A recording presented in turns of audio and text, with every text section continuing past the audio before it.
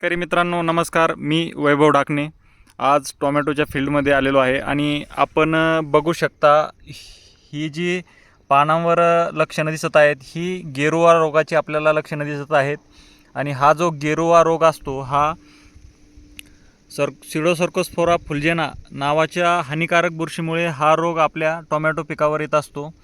आणि हा जो रोग आहे हा रोगाची जी लक्षणं आहेत ती सर्वप्रथम आपल्याला पानांवर दिसतात आणि झाडाच्या खालच्या जी जुनी पानं आहेत तिथून जे आहे या रोगाचा प्रसार चालू होतो आणि हळूहळू पूर्ण प्लांटवर जे आहे या रोगाचा प्रसार आपल्याला होताना दिसतो.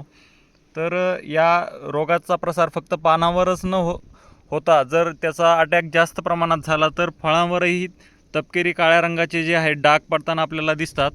याचबरोबर हा ज्या रोग आहे या रोगासाठी अनुकूल वातावरण म्हणजे 85% जर वातावरणामध्ये आर्द्रता असेल म्हणजेच ह्युमिडिटी आणि हवेचा प्रवाह जो आहे तो अपुरा असेल तर या रोगाचा प्रसार जो आहे तो खूप झपाट्याने आपल्याला वाढताना दिसतो. त्याचबरोबर या रोगाचे जर व्यवस्थापन आपल्याला करायचे असेल तर 2 झाडामधील जे अंतर आहे ते आपल्याला योग्य अंतर ठेवायचं आहे. त्याचबरोबर रोगग्रस्त हा जो भाग आपण बघत आहात हा भाग आपल्याला काढून टाकायचा आहे जेणेकरून याचा प्रसार बाकी भागांवर होणार नाही.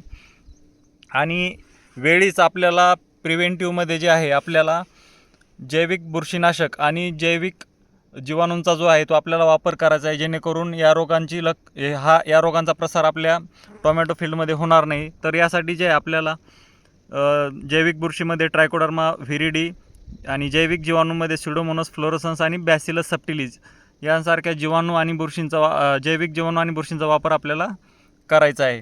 आणि इन्फेस्टेशन जर खूप जास्त प्रमाणात असेल तर आपल्याला फंगीसाईड जे आहे आपल्याला मार्केटमध्ये मिळतात त्यामध्ये त्यांचा वापर आपल्याला करायचा आहे.